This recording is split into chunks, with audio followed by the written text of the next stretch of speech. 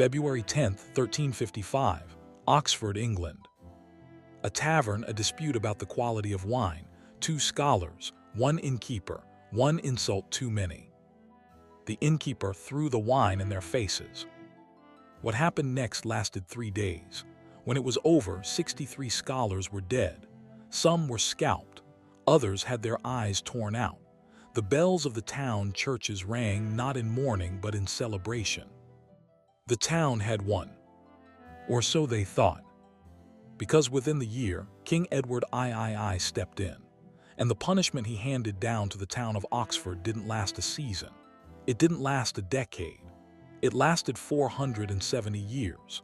Every year, on the anniversary of that massacre, the mayor and leading citizens of Oxford were forced to march to the university church, bow their heads, and pay a penny for every scholar who died. 470 years of penance for a bar fight. That is Oxford. Not the place of dreaming spires and punting on rivers. Not the postcard. Not the acceptance letter. The real Oxford, the one that accumulated power quietly, wielded it ruthlessly, and shaped the modern world more than almost any institution alive, begins right here in blood. And it gets stranger from here. They told you Oxford was a place of learning. They told you it was a center of excellence, a historic institution, a proud tradition. They were right, but only about the surface. What they didn't tell you is that Oxford has, for 900 years, been something else entirely, a machine. A machine for selecting, shaping, and deploying the people who would run the world, prime ministers, intelligence chiefs, novelists whose books became mythology, economists who designed the systems billions of people live inside today, scientists, spies, saints, and monsters. Almost none of it was an accident. So how did it start? How does a small market town on the edge of a Thames crossing, a place with no cathedral, no royal palace, no strategic military value, become the intellectual capital of the English-speaking world? The answer begins with a king, a quarrel, and a catastrophic miscalculation. Stay with us, because what comes next is not the Oxford you were taught. If you think Oxford is just dreaming spires and graduation gowns, stay with us, because what comes next rewrites the version of history you were handed in school. Subscribe now, before we get to the part they've never put in a textbook. Stand at the center of Oxford today, at Carfax, where 4 roads meet, and you are standing at the exact point where human beings have been making decisions for 2,000 years. The Romans came first. They called it Oxonium or something close to it. They built roads through it, used it as a crossing point, and moved on. It wasn't important to them. It was just geography. Then the Saxons came. They understood something the Romans hadn't. The ford across the Thames, the Ox Ford, wasn't just a crossing. It was a gateway. Control the gateway and you control movement across the whole of central England. By the 900s, Oxford had a mint, a garrison, and a market. It was a real town, a functioning town, but still just a town. Then the monks arrived. Scholars and religious men had been gathering in Oxford since at least the 1090s, drawn by the town's central location and its network of established religious houses. They came to teach, to argue theology, to copy manuscripts, and to debate the meaning of texts that most people in England would never read. Small clusters of teachers gathered students around them in rented halls. No university, no formal structure, just learning piled into alleyways. Oxford was quiet, provincial, unremarkable. Then came 1167, and everything broke open. King Henry II of England was at war, not with swords, but with the Catholic Church. His quarrel with Thomas Becket had poisoned his relationship with Rome, and his relationship with France wasn't much better. In 1167, deep in a diplomatic standoff with King Louis VII of France, Henry made a decision that seemed purely political. He banned English students from studying at the University of Paris. He meant it as a pressure tactic, a bargaining chip. He expected it to last a season, maybe 2. What it actually did was redirect an entire generation of English scholars, hundreds of them, away from the most prestigious university in Europe and back into England. They needed somewhere to go, somewhere with an existing community of teachers, somewhere central. They came to Oxford. Within a decade, the population of scholars in Oxford had exploded. Teachers arrived to meet the demand. Subjects multiplied: theology, law, medicine, philosophy. By the 1190s, there was a structured academic community recognizable as a university. By 1209, when another riot drove a group of scholars north to found Cambridge, Oxford was already established enough to survive the exodus. One king's petty political move, one unintended consequence, one English market town that happened to be in the right place. That is how the most powerful university in the English-speaking world was born, not by design, by accident. But accidents in Oxford's hands have a way of becoming empires. From its earliest years, Oxford University was at war with the town it lived inside. And it was a war Oxford kept winning. Scholars were, by medieval standards, a protected class. They were under church jurisdiction, not civil law. That meant that if a scholar committed a crime, even a serious crime, the town had no legal power to punish him. He would be tried by the church, which was far more lenient. Townspeople resented this deeply. The scholars knew it, and some exploited it. Tensions simmered for decades. They boiled over on St. Scholastica Day, 1355. What began as a tavern argument, two students complained that the wine at the Swindlestock Tavern was substandard. The innkeeper disagreed with some force, escalated within hours into a full-scale riot. Townspeople from the surrounding countryside poured into Oxford. They were armed. They hunted scholars through the streets. They broke into halls and colleges. They tore the books from shelves and scattered them in the mud. They scalped men alive. 63 scholars died in 3 days. The king's response was merciless toward the town, not the university. The mayor and burgesses of Oxford were stripped of privileges. The university was handed sweeping new powers: control over the market, authority over weights and measures, jurisdiction over a wide range of crimes committed within the town. Oxford University became, in practical terms, a sovereign body operating inside an English town. The town existed to serve it. For the next 4.5 centuries, on every 10th of February, the mayor of Oxford walked in a procession of humiliation, bowed before the university, and paid his penance. The last penance was paid in 1825. It had taken the town 470 years to win back its dignity.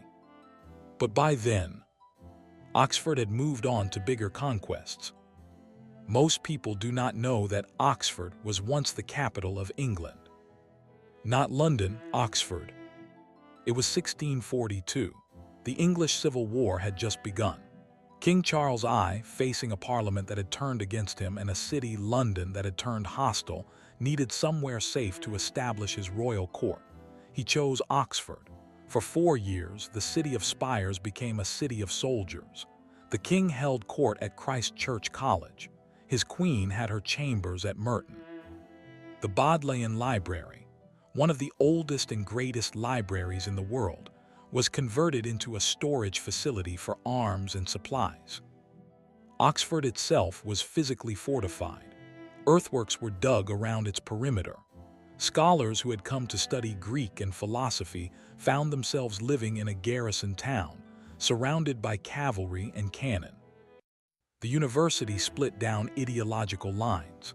Some fellows supported the king passionately, seeing Parliament as overreach and revolution. Others quietly sympathized with Parliament, with constitutionalism, with limits on royal power, but said nothing, or said it only in whispers. When parliamentary forces finally took Oxford in 1646, the king had already fled. The soldiers arrived, searched the colleges, and found something they hadn't expected. Not just weapons, but manuscripts, texts, libraries that had been quietly accumulating for centuries.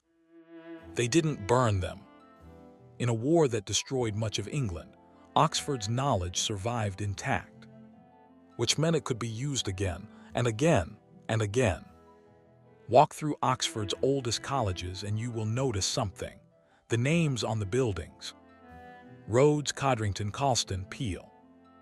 These are not neutral names. They are the names of men who built their wealth and Oxford's endowments on the architecture of empire, on slavery, on colonial extraction, on the organized dispossession of entire peoples. Cecil Rhodes graduated from Oriel College, Oxford in 1881. By then, he was already a multimillionaire from the diamond mines of South Africa, mines worked by black African labor under conditions no free man would accept. Rhodes went on to found the territory that would bear his name, Rhodesia, and to implement policies of racial segregation that would shape Southern Africa for a century. He was, by any reasonable modern standard, a white supremacist and a colonizer. He was also extraordinarily generous to Oxford. When Rhodes died in 1902, he left the majority of his fortune to establish the Rhodes Scholarships, a program bringing exceptional students from the colonies, the United States, and Germany to study at Oxford. The stated purpose was to train a global leadership class that would spread Anglo-Saxon values across the world. Rhodes wrote explicitly that he believed the Anglo-Saxon race was the finest in history and that Oxford should be its instrument. Today, the Rhodes Scholarship is considered one of the most prestigious in the world. American presidents, heads of state, Nobel laureates, the alumni list reads like a directory of global power. The scholarship has been quietly reformed over the decades. Women were admitted in 1977. The racial requirements are long gone. But the building still stands. The name is still on the door. And the question Oxford has never fully answered hangs in the air like smoke. What does it mean to be shaped by an institution shaped by empire? How much of the world's current architecture, its laws, its economics, its political assumptions, was designed in rooms built with money extracted from people who had no say in the matter? Oxford does not offer easy answers. It rarely has. 28 British prime ministers attended Oxford. Let that settle for a moment. Not 10, not 15. 28 as of the time of writing and counting. Gladstone, Asquith, Attlee, Thatcher, Blair, Cameron, May, Johnson. The list reaches back across 2 centuries of British political life. Oxford did not just educate them. It forged the particular shape of their ambition, the debating culture, the fierce competitive intellectualism, the social network that functions like an invisible second government. But Oxford's creative legacy may be even more extraordinary than its political one. J.R.R. Tolkien taught at Oxford for decades. He wrote The Hobbit and The Lord of the Rings while living in an ordinary house on Northmoor Road. The world of Middle-earth, the mythology that has shaped fantasy literature and film for 80 years, was built in a suburb of Oxford, refined in discussions with C.S. Lewis and the other Inklings at a pub called the Eagle and Child. C.S. Lewis wrote the Narnia series in Oxford. Lewis Carroll, the Reverend Charles Dodgson, was a mathematics lecturer at Christ Church when he first told the story of Alice to the dean's young daughter, Alice Liddell, on a boating trip up the Thames. Oscar Wilde was at Magdalen College. He graduated with a double first. He was brilliant, recognized, celebrated, and then expelled from polite society entirely for who he was. Oxford gave him his education. England took everything else. And this is the shadow Oxford has always lived inside. For every mind it elevated, there were others it simply discarded. Women were not admitted to full membership of the university until 1920, and even then, not to all colleges. Black students faced informal but real barriers well into the 20th century. Working-class students, regardless of ability, were filtered out by social expectation long before they reached an application form. Oxford built legends. It also maintained a very specific and very deliberate silence about who deserved to become one. There is a dining club in Oxford, or rather there was. It doesn't officially exist. It doesn't publish membership lists, but its alumni include 2 British prime ministers, a mayor of London, and a who's who of Conservative Party leadership over the past 30 years. It is called the Bullingdon Club. Members are invited, not applying. They are typically wealthy, typically aristocratic, and typically male. The initiation is rumored to involve the deliberate destruction of a restaurant, smashing the windows, breaking the furniture, and then simply paying for the damage in cash the following morning. Because when you have enough money, consequences are a check. This is what Oxford also produces. A class of persons so insulated by wealth and connection that the normal rules of society appear to be optional. People who have been told, from birth, that leadership is their birthright, and who have moved through the most prestigious corridors in England having that belief confirmed at every turn. Is Oxford a university? Yes, genuinely, brilliantly, one of the finest on earth. Is Oxford also a factory for power? That is the question its own graduates are still arguing about. And the answer, whatever it is, shapes everything. Most people walk past Oxford's history like tourists reading plaques. They see the beautiful buildings, the old libraries, the famous names, and they move on. That's exactly how the real story stays buried. Don't be one of them. Subscribe and make sure this history reaches people who actually want to understand the world they're living in. Here is what the history books give you. Oxford produced thinkers, writers, politicians, scientists. Here is what they don't tell you. Oxford produced the architecture of the modern world. In the 14th century, a group of scholars known as the Oxford Calculators, working at Merton College, largely unknown today, developed the conceptual tools for understanding motion, velocity, and acceleration that would later become the foundation of classical physics. They did this a full 2 centuries before Galileo. The intellectual thread runs from a medieval Oxford common room directly to Newton, directly to the scientific revolution, directly to the industrial world you were born into. Oxford's influence on British intelligence is equally profound and far less discussed. The men who built MI6, who shaped the modern British intelligence services, who designed the propaganda apparatus of the First and Second World Wars, a remarkable number of them passed through Oxford first. The networks formed in tutorials and common rooms translated almost seamlessly into the networks of wartime and Cold War intelligence. The same trust, the same language, the same assumption of belonging. The BBC, the most influential broadcaster in the history of the English language, was shaped at its founding by men steeped in Oxford's culture of authority and public service.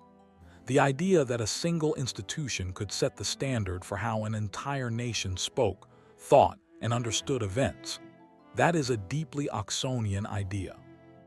The belief that there exists a class of educated, disinterested experts whose job it is to mediate reality for everyone else. Oxford didn't invent that idea, but it perfected it. Oxford also, almost casually, built the common law systems that govern dozens of countries. The jurists trained there carried English legal thinking to India, to Australia, to Canada, to vast stretches of Africa. Long after the empire physically retreated, the law it left behind, trained in Oxford, remained. This was not a school. This was not even a university in the ordinary sense. This was a civilization-building machine, and for 900 years it has been running. In 2020, protesters in Oxford pulled down a statue of slave trader Edward Colston in Bristol and threw it in the harbor. Weeks later, students and activists renewed calls to remove the statue of Cecil Rhodes from the facade of Oriel College. Oriel hesitated, consulted, deliberated. The statue is still there. The women who were excluded from Oxford for 7 centuries left no buildings named after them. The colonial subjects whose labor funded some of Oxford's oldest endowments left no plaques. The working-class children who were quietly steered away, told, in 100 indirect ways, that Oxford was not for them, left no record at all. History, at Oxford as elsewhere, was written by the people who were admitted to the room.